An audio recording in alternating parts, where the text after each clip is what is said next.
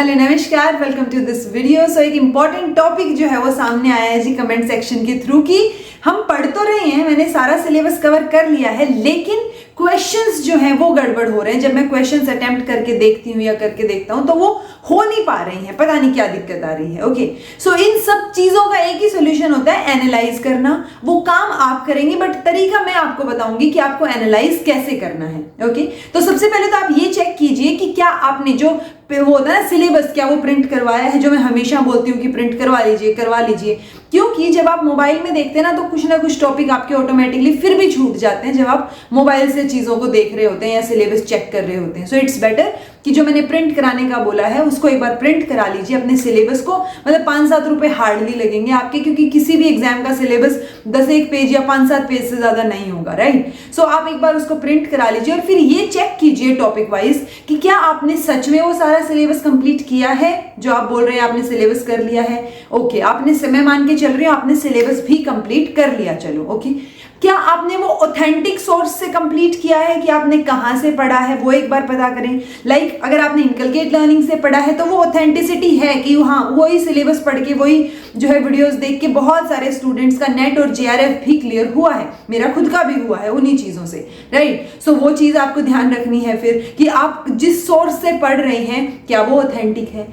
तीसरी चीज, क्या आपने उन चीजों को पढ़ के नोट्स बनाए हैं। अगर नोट्स नहीं बनाए हैं तो गड़बड़ होने के चांसेस बहुत ज्यादा हैं, क्योंकि जब आप क्वेश्चन अटेम्प्ट करके देखेंगे आपने रिवाइज तो कहीं से किया ही नहीं। आप वीडियोस को कितनी बार रिवाइज कर लेंगे, किसी ने पीपीटी पीडीएफ दे भी दी तो कितनी बार रिवाइज कर लेंगे, राइट। सो ये बहुत इंपॉर्टेंट है कि आप नोट्स बनाएं तीसरे नंबर पे। ओके, सो अगर आपने, मैं मान के चल रही हूँ कि आपने नोट्स भी बनाए हैं, ठीक है। उसके बाद मैं हमेशा बोलती हूँ पीवाईक्यूज करो। क्या आपने पीवाईक्यूज पे देखा कि क्वेश्चंस अटेम्प्ट करके, या फिर आप किसी और के कोई मॉक टेस्ट या कोई रैंडम क्वेश्चंस अटेम्प्ट करके देख रहे हैं। ओके, तो आप जिस भी एग्जाम की तैयारी कर रहे हो ना, चाहे वो नेट का एग्जाम हो, सीटेट टेट, किसी भी चीज का एग्जाम हो, ठीक है, कोई भी कॉम्पिटिटिव एग्जाम हो, आप मेक श्योर कीजिए कि आप कोई और मॉक टेस्ट पे शिफ्ट होने से पहले पीवाईक्यूज को बहुत अच्छे से, ऐसे वो होता है ना घोट के पी जाने वाली सिचुएशन, पीवाईक्यूज में से अगर कोई क्वेश्चन कोई कॉन्सेप्ट अगर रिपीट होता है, जो कि होते हैं यूजुअली, आपका वो गलत ना हो।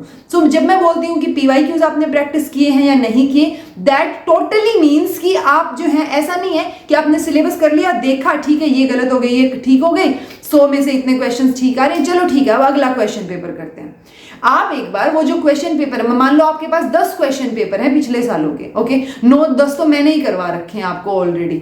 सो आपको क्या करना है कि उनको जब आपने अटेम्प्ट करके देखा, आपने देखा कि अच्छा कुछ एक क्वेश्चंस में मुझे गड़बड़ लग रही है, ये क्वेश्चंस मेरे ठीक हुए नहीं है, अच्छा टाइमर सेट करके, ओके, जब भी आप क्वेश्चन पेपर अटेम्प्ट करके देखें, 2 घंटे का 1 घंटे का जो भी आपका टाइम होता है एग्जाम का, वो टाइमर सेट करके फिर वो क्वेश्चन पेपर अटेम्प्ट करके देखिए बिना फोन या बिना किसी की हेल्प के। ओके जी, उसके बाद आपको यह देखना है कि जब आपने क्वेश्चन देखा और आपको पता चला कि अच्छा ये क्वेश्चन गलत निकला है, अब उस गलत निकले हुए क्वेश्चन का पोस्टमार्टम करना है हमें, कि हमें उसके बारे में अब सब कुछ पता हो, जो भी टॉपिक उसमें पूछा गया है। हमें बहुत ज्यादा इधर उधर ट्रैक से नहीं भटकना है, हम सिलेबस से ही स्टिक करके रहेंगे, क्योंकि मोस्टली पेपर आपका सिलेबस के दौरान, सिलेबस के अंदर से ही आता है। तो आप सिलेबस से स्टिक करके रहिए, लेकिन आप ये चेक कीजिए कि जो आपने पीवाईक्यूज किए हैं, आप 2-4 दिन बाद वापस से वही क्वेश्चन पेपर अटेम्प्ट करके देखिए, सेम टाइमिंग लगा के और सारी चीजें करके। अब देखिए कि आपने जो चीजें पढ़ी थी, जो क्वेश्चंस गलत हुए थे, जो डिटेल में पढ़े थे, उनमें कितना सुधार आपको देखने को मिल रहा है।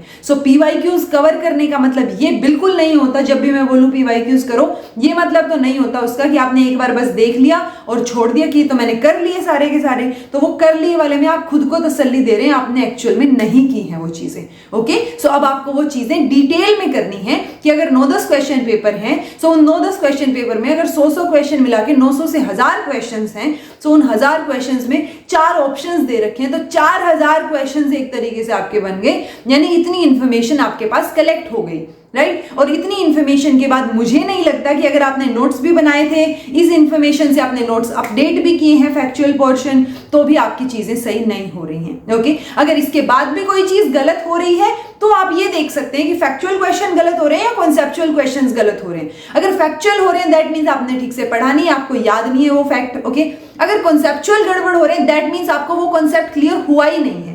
एक बार उस कॉन्सेप्ट को देखिए, उसके बारे में थोड़ा और जानने की कोशिश कीजिए, और फिर भी अगर क्वेश्चंस अटेम्प्ट नहीं होते हैं तो कमेंट करके बताइए। बाकी इतनी सारे एनालिसिस के बाद आपके क्वेश्चंस गलत नहीं होंगे। हाँ, ये हो सकता है कि 100 क्वेश्चंस आप अटेम्प्ट करके देख रहे हैं, मतलब ठीक है ना, 80-90 तक ठीक हो रहे हैं। दैट मीन्स अगर 80-90 आप हर एक पेपर में स्कोर कर पा रहे हैं, जो भी आप पेपर दे के देखें, जो भी प्रीवियस ईयर आप उठा के देखें, फिर ठीक है, कोई बात नहीं। 5-7 क्वेश्चन तो कई बार सिली मिस्टेक से, कभी किसी और चीज से, या कभी आप भूल गए, या कभी नर्वसनेस की वजह से कई बार गलत हो जाते हैं, उसमें दिक्कत नहीं है। लेकिन जो आपने पढ़ रखा है उससे क्वेश्चंस गड़बड़ हो रहे हैं, वो बहुत बड़ी दिक्कत है। ओके, तो आप एक बार ये चेक कीजिए, अपनी जो प्रिपरेशन है उसको एनालाइज कीजिए, जो मैंने बताया है उस बेसिस पे, कि कैसे आपको अब आगे प्रिपेयर करना है। क्योंकि आप जब नोट्स बनाते हैं किसी पर्टिकुलर चीज के, तो मैं हमेशा बोलती हूँ नोट्स को प्रीवियस ईयर क्वेश्चन से अपडेट कीजिए। वो अपडेट का मतलब यही है, जब आप प्रीवियस ईयर क्वेश्चंस लगा के देखें, उनको टेस्ट दे के देखें, तो आपको ये पता हो कि यहाँ गड़बड़ हो रही है और ये इन्फॉर्मेशन जरूरी है, ये इन्फॉर्मेशन यहाँ ऐड ऑन करनी है। ओके, सो ये एनालिसिस आपको कंप्लीट करके देखना है। इस एनालिसिस को कंप्लीट कीजिए, मुझे कमेंट करके बताइए कि ये चीज आपको हेल्पफुल रही या नहीं रही, या कोई और सॉल्यूशन सोचने की जरूरत है पर्टिकुलरली आपकी प्रॉब्लम के लिए। ठीक है जी, सो आई होप आपके लिए ये वीडियो हेल्पफुल रही हो। This was all about today. Thank you so much for watching. All the best for your preparation, and like share subscribe कर दीजिएगा दोनों चैनल्स को। Thank you so much for watching. Be happy, keep smiling.